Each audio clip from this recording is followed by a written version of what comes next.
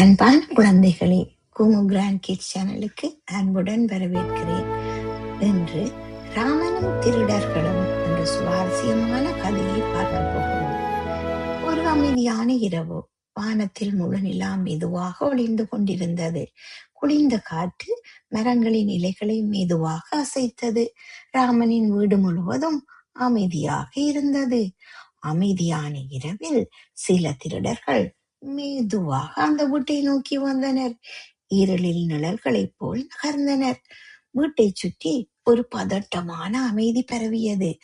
ஆனால் வீட்டுக்குள் இருந்த ராமன் பயப்படவில்லை. மிகவும் அமைதியாக இருந்தார். சுற்றிலும் என்ன நடக்கிறது என்பதை கவனமாக பார்த்து கொண்டிருந்தார். சிறிது நேரத்தில் ஒரு புத்திசாலித்தனமான யோசனை தோன்றியது. அது யாருக்கும் தீங்கு இல்லாமல் பிரச்சனையை சமாளிக்கும் ஒரு நல்ல திட்டமாக இருந்தது. ராமன் ஒரு பெட்டியை கிணற்றினுள் போட்டுவிட்டு, கிணற்றினுள் எனது சொத்துக்கள் பாதுகாப்பாக இருக்கும் என்று கூறிவிட்டு நகர்ந்தார்.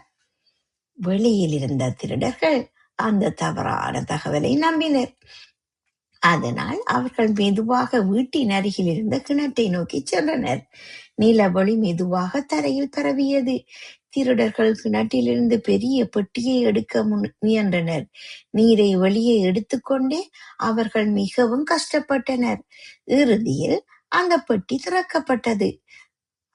ஆனால் அதனுள்ளே நகைகள் இல்லை, கற்கள் மட்டுமே இருந்தன. திருடர்கள் மிகவும் குழப்பமடைந்தனர். அமைதியாக ஒருவரை ஒருவர் பார்த்தனர். அந்த இரவு இன்னும் அமைதியாக தோன்றியது. கிணற்றிலிருந்து வெளியே வந்த நீர் ராமனின் தோட்டம் முழுவதும் பரவி மெல்ல மெல்ல வாடியிருந்த செடிகள் புத்துணர்ச்சி பெற்றன. தோட்டம் பசுமையாக மாறியது. சிறிது நேரத்தில் காலை வெளிச்சம் வந்தது. பறவைகள் இனிமையாக குரல் கொடுத்தன. புதிய நாள் அழகாக தொடங்கியது. ராமனின் அறிவு அமைதியாக வெற்றி பெற்றது. அமைதியாக யோசித்தால் எந்த பிரச்சனையையும் புத்திசாலித்தனமாக தீர்க்கலாம். நன்றி.